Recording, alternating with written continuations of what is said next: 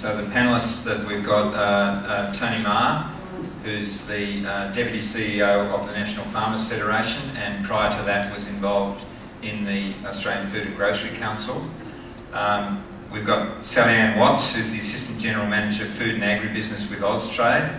We've heard a lot of discussion about the role of Austrade over the last couple of days.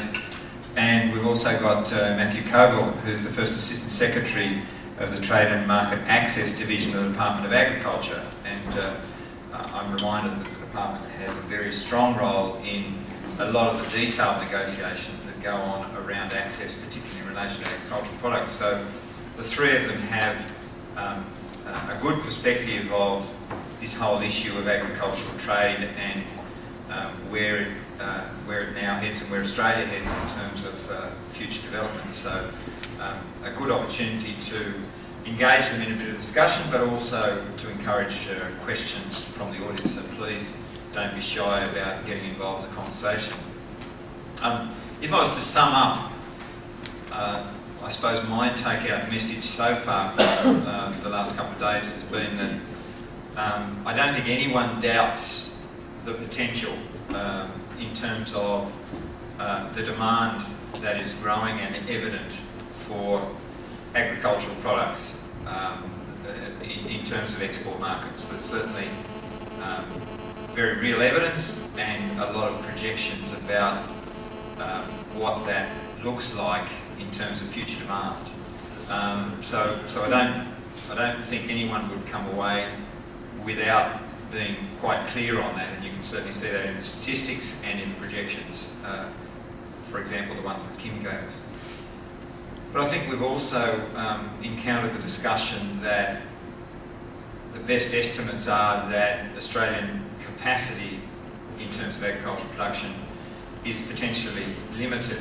Now I know Senator Colbeck last night suggested that a goal might be a doubling of the value of agricultural production by perhaps 2030 or 2040 or something like that. It was a bit vague in terms of timeframes, but even that, that perhaps took Australian agriculture from a $50 billion annual output in terms of gross value to 100, still means that I think the figure was we might represent about 1.5% or a couple of percent of total demand or total agricultural trade, so very limited in terms of the total market, which I guess then leads to this question of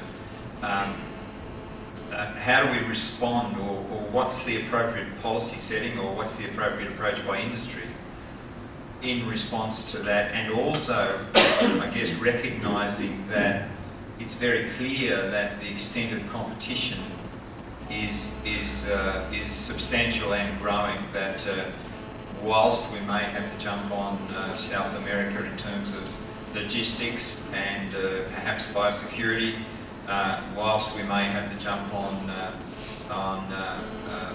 Eastern Europe in terms of governance and government arrangements and perhaps some logistics, the resource base in, for example, both those spots is enormous and will you would assume become quite competitive not too far down the track. So I guess the dilemma for those involved in agriculture in Australia is how do we respond to this situation? Growing and perhaps even unlimited demand in terms of our capacity to supply, growing and perhaps even more competitive competition in those agricultural markets, and the potential only to slowly increase agricultural output in Australia in reality. So it's a very big question. It's probably the $50 billion question in some respects. Where do we go from there? So I'm going to throw it to our three experts. What's your take on the response? Matthew, you're sitting down the far end and you're an experienced greybeard in terms of policy issues in the department. I'll let you lead off while the others gather their thoughts. What's the department think about this? What if they can't say it? What's your thoughts? No, I should be shade this morning, so I wouldn't be first. I think Mick, you're right. Yes, demand, the markets, opportunities in the marketplace is there. Yes, we have we have an opportunity to take it. But it is becoming more and more difficult to take those opportunities. We're not the only ones. We're naive to think that the emerging markets on our doorstep, we're the only ones that see them. And so it's going to become more and more difficult to get them, and the marketplace is coming harder. More and more technical barriers to trade are coming up. The protocols, negotiations we have to do are becoming more difficult. And so an FTA reduces tariffs, potentially puts some quotas for us, but it doesn't necessarily gain us market access, and that's where the work of the department particularly comes in, where we start talking about how we reduce some of those trade barriers, be it certification, product description, pest status, those type of things. And so it is hard to get that market, but the opportunities are certainly there. Can we double the value production? Well, I think if you don't aim for some aspirational goal, we're never going to get there. So I think as a policy, as a grey-beard policy setup, we do need to have a brass ring to aim for. When you look at countries like the Netherlands, who are 1/200th of our size, and yet the second largest agribusiness exporter in the world in terms of value. So why can they capture more value than we? So we can do it. We need to think about how we set our priorities to go into a market. We need to make sure we target the right market, the right segments, the right price points, the right products. We need our industry to actually understand what it means to be in a market. It's not simply, I have a surplus, put it in a box, throw it on a plane or a ship or whatever the case may be. Get in the market and expect a premium because it's Australian. What is it that makes that premium? What is that product? So we have a whole heap of work that we must do as Australia Inc., if you like, or as Team Australia, about making sure we can get into a market and extract that value. And we talk about commodities being difficult, but there are opportunities in the commodities space of things as well. We perhaps don't think laterally enough around, well, what can we do around bulk wheat? We are actually a large wheat exporter, but wheat, in a global sense, we're pretty small. So how can we maximise the value in some of those things? So I do honestly think, as a department, we have to sit down and help with industry and states and territories and say, well, what are the priorities for these markets? What's the business case for it? Where do we put our effort? Where we're best placed to put our effort? Where we're likely to get the success? And what is the value of that success in a likely time frame? And that takes a lot of work and discipline on ourselves and industry to say, well, what's the genuine chance of us actually fulfilling that market? And the size of some of these markets means you may actually be better advantage to say, well, let's take a shoulder of the season and just fill a small segment of that market and fill it well. So I do think there's enormous opportunities there. I do think it's ready there for us to take. But it's the likes of people like ourselves, technical people, the business-to-business people, the industry working together to make sure we actually do to achieve that success and we work together on it. Sally Ann, your people are obviously working in market and I guess get a first-hand feel of what's happening. Does your sense concur with Matthew's that the opportunities are there, that there is a lot we can do to improve that in the sort of actions your groups take? Yeah, I'd say the opportunities are huge, but just because there's an opportunity doesn't mean we need to take every opportunity that we see. We still have to make money, and I would say that one of the constraints we've got is lack of equity, new money. So if we're going to take up some of the opportunities that we see overseas, we need to significantly grow our agricultural sector. And I think we probably need to be having a broader conversation about what that means and what we're willing to accept. And if we're thinking about accessing investment from offshore, let's be smart about it and let's think about how do we actually find capital that gives us benefits, access to markets, for example.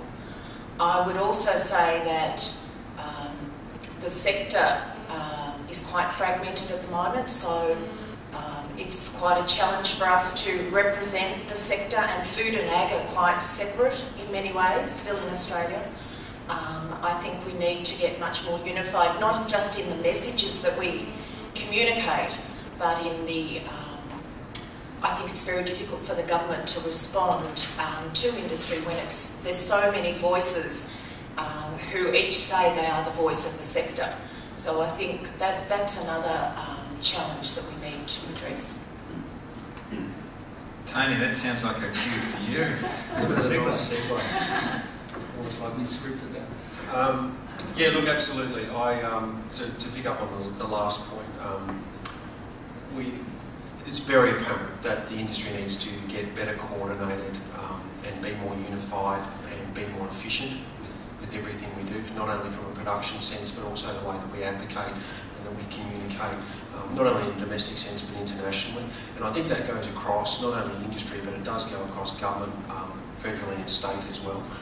And I think there's been much discussion over the last couple of days, but that coordinated branding, I know Austrade and others have done some work on that, but I do think that's part of the solution, is that very high level, very coordinated and consistent marketing approach. And I think you touched on it before. If we tick off on the demand, if we all agree that there is that growing demand, it's how do we respond best to the supply side of the question. And for me, that's around reducing the costs. I mean, we're always going to be a high-cost producer, but there are some significant gains that I think government can make to reduce the costs across the supply chain, to make us a little bit more competitive. And it's not to say that we trade on being the cheapest product. I don't think that's the opportunity for us. It's much more in that quality, traceability, food safety areas where I think the big gains are. And to pick up a point Matt made about perhaps higher value products and better returns for farmers, that's where the space we need to play. The other thing I suppose is that from a government perspective, Mick, coming back to your question, if I picked it up right, was we need to tick that box in terms of consistent industry approach, but we need to make sure that we've got a solid foundation in terms of R&D and innovation and consistency across universities and industry and government in terms of research and development into new practices, new technologies, new varieties, that we can make sure that we can supply that demand that we've ticked off, that we agree is there. I guess that leads us neatly into the next issue that certainly gained a lot of discussion, but I don't know whether it's been discussed in a great deal of detail, is the concept of an Australian brand. And I suspect that in some respects, when we talk about that, the range of understandings of what's been talked about range from a very detailed and comprehensive story based on research through to a green kangaroo logo stuck on everything that goes out of Australia. And I thought it was interesting, we had the presentation from Australian Agricultural Company, and basically their interest is in developing their own brand and not the slightest bit of interest in an Australian brand, so to speak. So there seems to be general agreement that to move into higher value markets, we do need to put some of those characteristics, traceability and safety and those sorts of things behind those products. What's your thoughts, each of you, about this whole notion of a brand? Is it moving? Do you think it's getting too simplistic and that it's moving towards just whacking a logo on stuff, or do you think there is serious consideration in the industry about what effort would be needed to put a reputation or a credence around the product from Australia? Who wants to have a go at that one? I'll have a go first if you like. We have, is there a need for an overarching brand? I think yes, and the NFF is of the... Were you talking a logo or... Well, I mean, we can talk about logos and I don't think the focus needs to be on the logo as such. I think there needs to be a consistent program that provides an umbrella for a whole range of different brands or logos, if you want to call them that. There's got to be, and to pick up on the point I made before, there's got to be more consistency in the Australian industry approach to the export markets. I don't think there's any downside to that. It doesn't mean that sectors or companies can't have their own individual brands. But if they're trading off the Australian name, which arguably they all are, then I think there is a whole lot of value in making sure that that Australian name, whether it's a brand or a logo, is consistent and has integrity and is transparent and has all of those certification and issues underneath it, which I know takes a lot of work, but that consistency from an industry point of view, I think holds a whole lot of value. Yes, I think a perfect example on why having a story about your business matters was the example given us today by AACO. And they spoke about how they were selling very high-priced meat that people were happy to pay, $100 for what, 100 grams? Based on the story that they were telling about their where the product comes from, etc. He also said that, to him an Australian brand didn't matter, but the story about Australia is the story essentially that he's selling. And I think that if you're going, that's where the profit margin is actually. And so the move that I would like to see all Australians in the food and ag sector is actually moving away from being a product pusher to selling a dream, I suppose, but selling something that is not just a product, but is meets an aspirational need of the customer. And so whether it's a logo, the logo to me doesn't actually matter. It's that everyone is on story, that everyone is telling essentially the same story about Australia and what makes Australia different. Because if you're going to get we're going to become a niche player, and increasingly a niche player as we have a smaller and smaller share of global markets. But that's fine. What we want to do is increase the value. And so we have to have a story. And to the extent that a story about Australia helps us to sell our own individual stories, well, that's fantastic. But I think we all need to be on message. And the competition's not the guy in the next booth that comes from down the road. The competition is the next innovation in technology, or it's the Chileans, or, dare I say it, the Americans. And that we all need to be on message. So I think that's the only way we're going to make money out of the boom that's coming. Matt, the department would then perhaps need to deal with the fallout that every Australian product, in the event of a residue issue, for example, suddenly becomes branded or tainted with the same mark. Is that a concern? Oh, look, the brands bring opportunities, also bring risks. And one of those risks is you've got a tarnished brand. How do you actually overcome that tarnish? And I suppose you look at Flinders lasagna, contain 100% beef with lasagna containing 1% beef and 99% horse meat. Will that brand ever recover? That's a private brand, but nevertheless, those type of things do happen. I suppose when people talk about brands, let's jump to the logo straight away. It is the messaging and everything else, but as a government rep and where we sit in process, it's the systems behind that actually support what is our messaging. What do consumers in foreign markets actually like for an Australian product? It is food safety, it's quality, it's sustainability, all those type of things. And that's where the role we come in, and we've been government more generally, but certainly from our point of view, we're busy trying to do our export certification. Is it actually minimum touch, but the right touch to actually make sure there's confidence that a consumer in a foreign market gets it.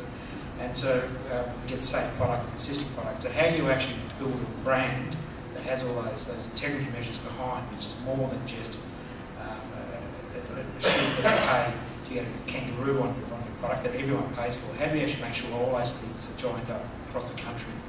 So a product comes out of Western Australia or New South Wales or ACT, wherever, has some surety behind it, and that's the very valuable role we play in that. But a brand, it's a debate worth having. It is something if you go in the marketplace, what it is, and someone picks up a piece of meat, pays $100 or 100 grams. Why are they paying that? Is it the pretty packaging? Is it the quality of the product, or is it the whole story around it? And that's something that we need to continue to talk about and say, how do we prosecute that case better for the benefit of our customers and ultimately our industry as it flows back to the farm gate and produces more money for farmers. Please, if anyone else wants to ask any questions, don't be hesitant about interjecting. We've got one down there.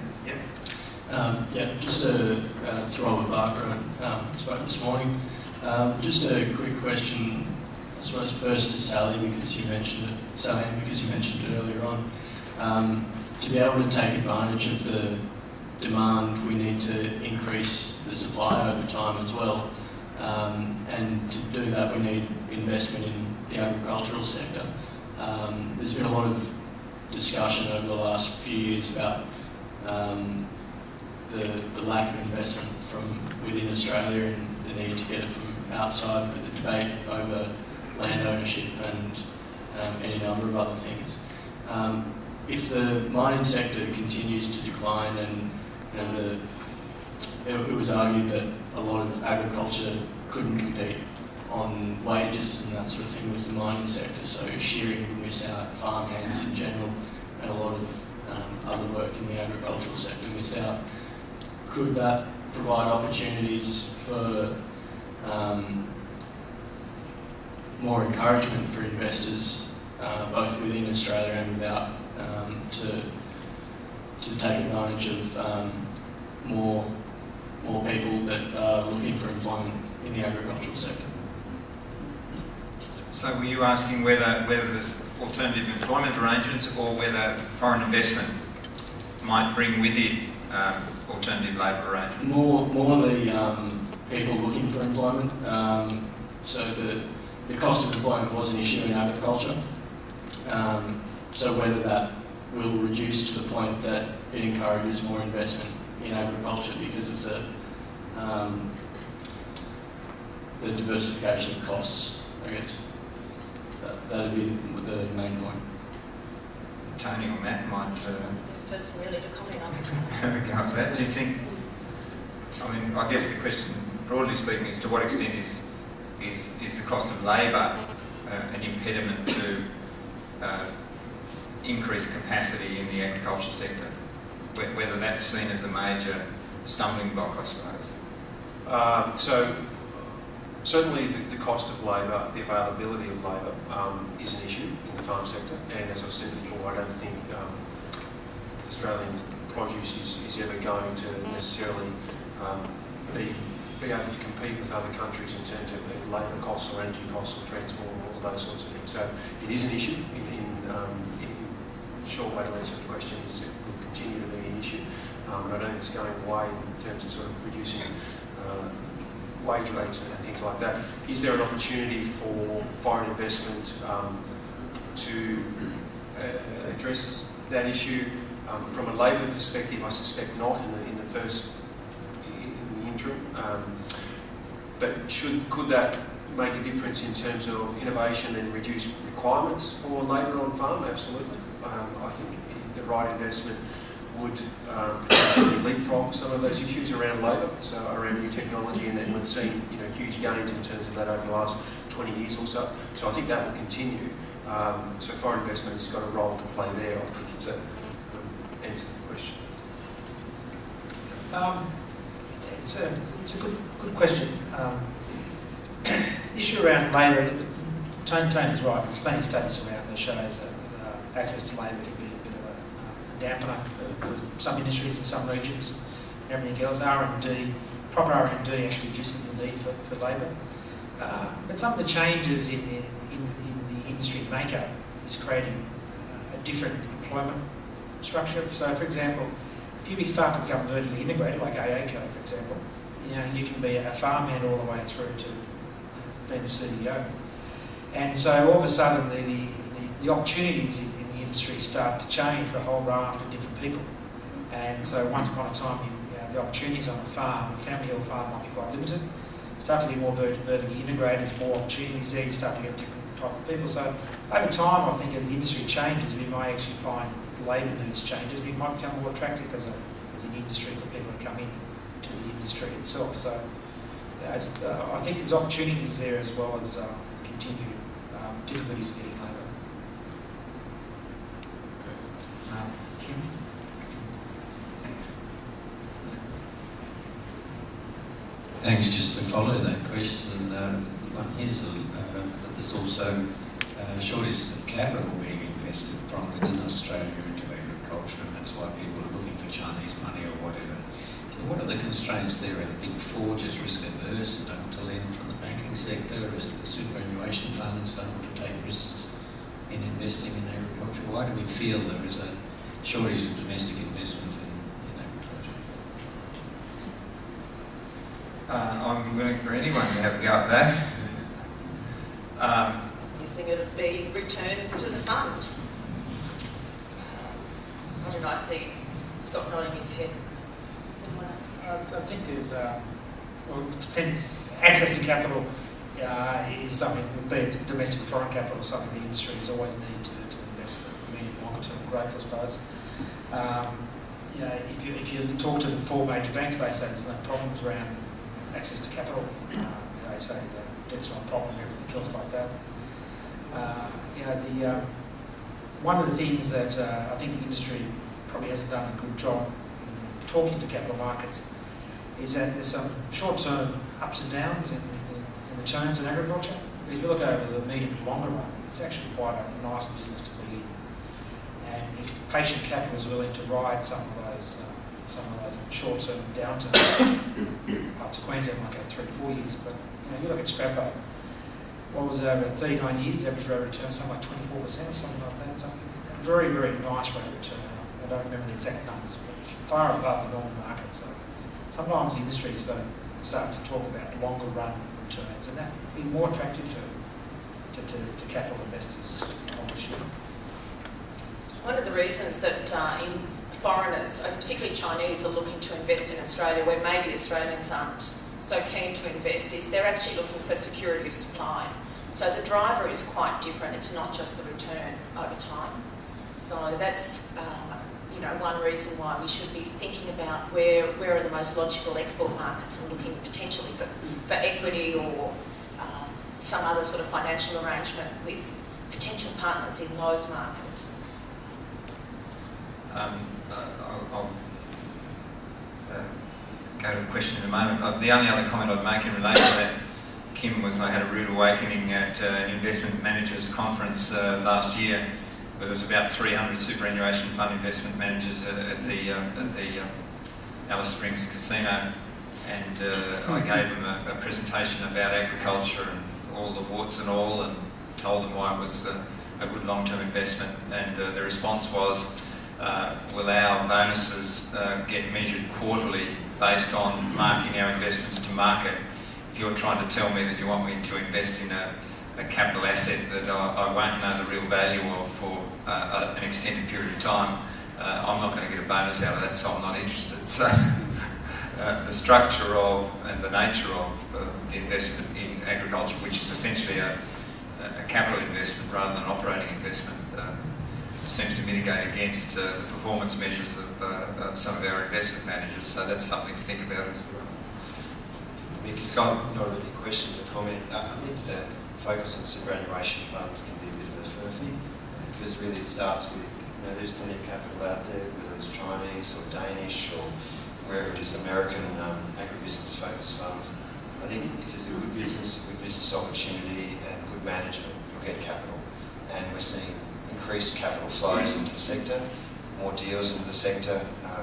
As I said before, KKR investing in $100 million greenhouses.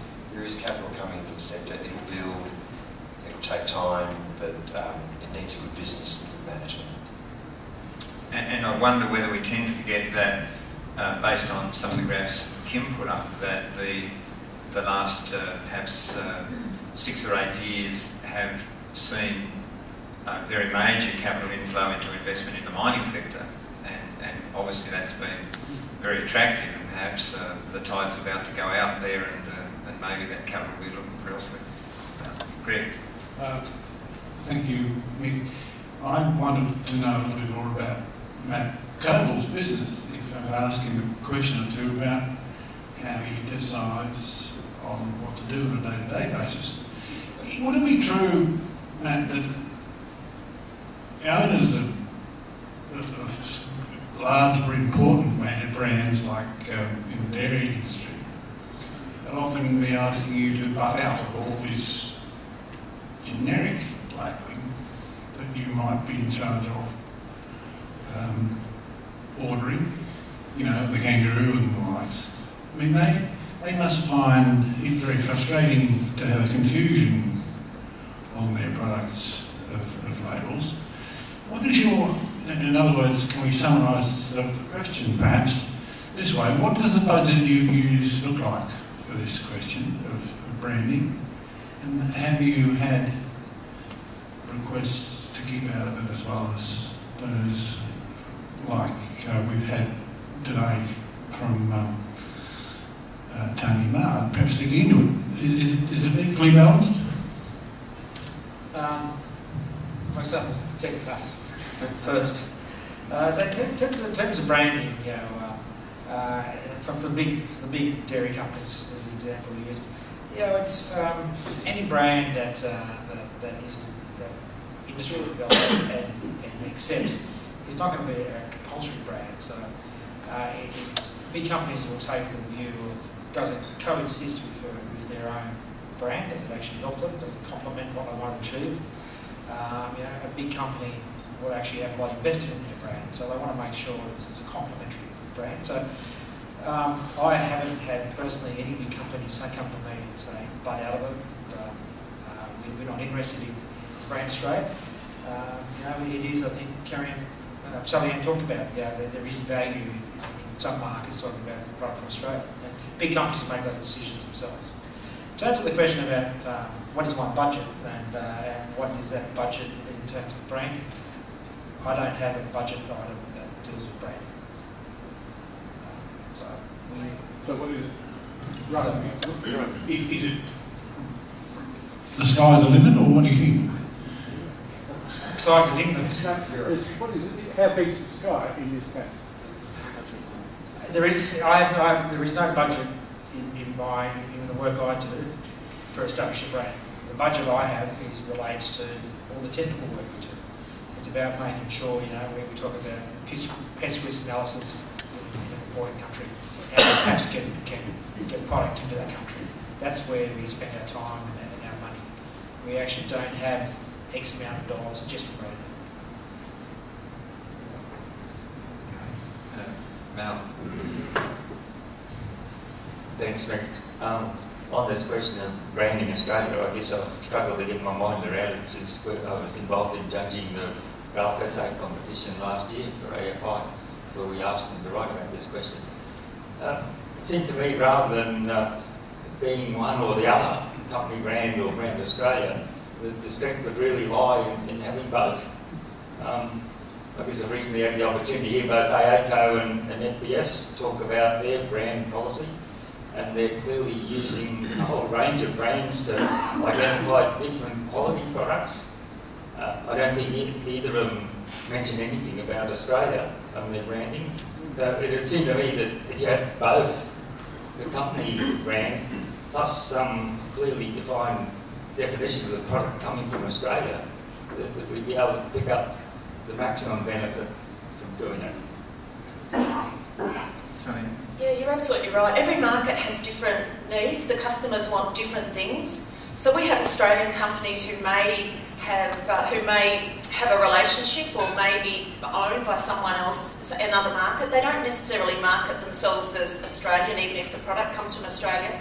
So, you know, there's horses for courses, and I think the idea of having, you know, a logo or something like that that's going to work for every company in Australia in every market is a really tall ask. I think a set of statements about Australia or a set of images that that resonate in different markets, that people can choose to apply or not, is more what we're thinking about. So businesses need to make a judgment about what's going to give them the best return and the most resonance with the customers they're targeting. So you're absolutely right, there's no one answer, and it's a mix. It mixes and it depends on the market. It's not. It's a question not on brand.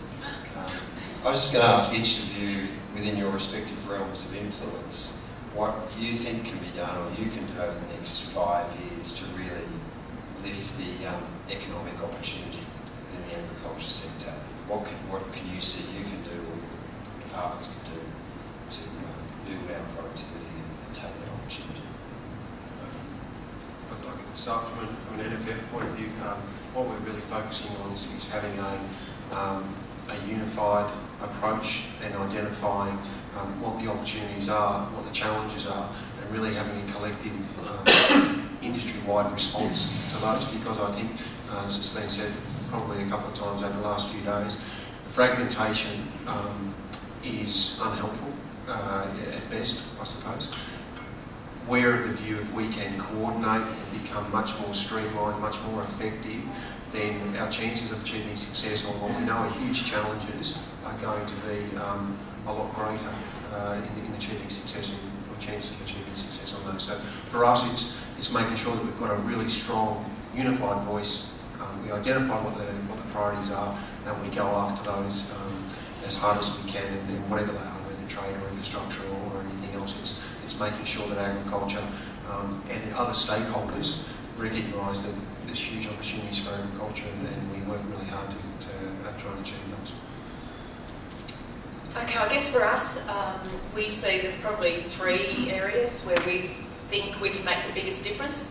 The first is working in all of the overseas target markets to position Australian product as having certain attributes around safety, value for money, etc. And so we're continuing to build those messages that people can use, and putting together material in foreign languages that talk about Australia's food and production systems. So we talk across the whole supply chain, not just food and not just agricultural production.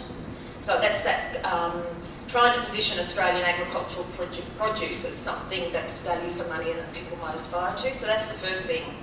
The second is trying to identify where all the service providers are in the people who make our production systems so competitive. Where are they? Who are they?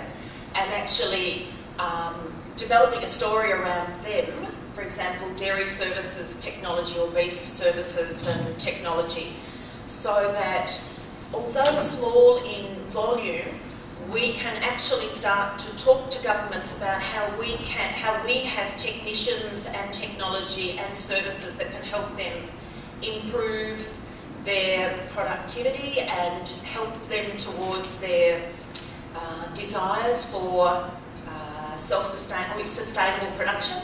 So we think that's important given the trend that we've heard about and see towards markets wanting to protect their own domestic production. So that's the second thing, services.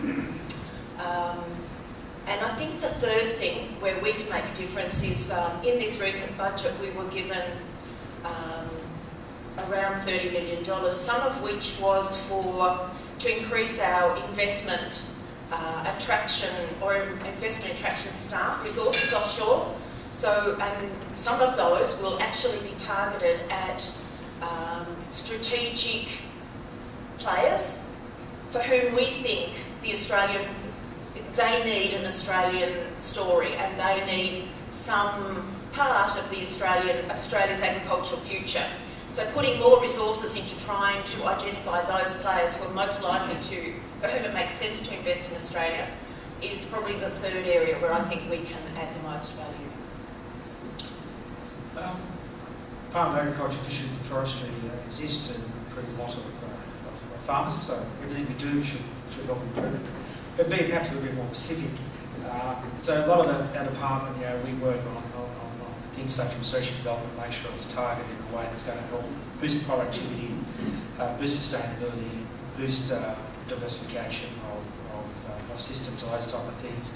We work in the space of around biosecurity, making sure we help maintain our plant, animal, and environmental health status. You all would have seen the ABS report that came out yesterday that shows that actually delivers a real benefit to farmers of the tune of $17,500 a year. We work in all those type of environments. We work in a micro sense for farmers during times of hardship and everything else. The area I'm specifically working at the moment, what could we do? We only have a limited number of resources here in the country and also offshore. So we need to make sure that we target our effort in such a way that the return as quickly as possible to exporters. So we look at maintaining markets, improving markets, and with DFAT, looking at new markets. So maintaining markets, we're making sure trade continues to flow in a way that it's consistent, it's predictable, it's commercially attractive and profitable. Improving markets where we can actually, in an existing market, take away some of those roadblocks, be it technical barriers to trade, might be to do with licensing or product descriptions or labelling or little things like that, where we can make a small change to some of these things, which means a big thing to an exporter. And we try and work on those things, new protocols where we can actually do new treatments for fruit going overseas, if I could say. And looking for opportunities in new markets where we can get Australian products into new markets. So we do those things. If we do them well and we get the targeting right and the priority setting right, we can actually make significant gains in relatively short periods of time. Given, for us, some technical stuff, short periods of time is years, not weeks. Okay, well I think Scott's done my work for me, because that was certainly a very good wrap-up question. I think that's probably not a bad spot to call a halt to proceedings. We've now got the NFF, Austrade and the Department all securely and strongly focused on their priorities, and they've told us what they are. We'll no doubt come back to them, and the NFF will have a unified voice. Sally Ann will have all those sort of things sorted, and the department will have priority lists and a focus on what then generates the most benefit for us. So I'd like you to thank our three panellists who've participated in this session, where we tried to bring together some of the discussion over the last couple of days. Very good of them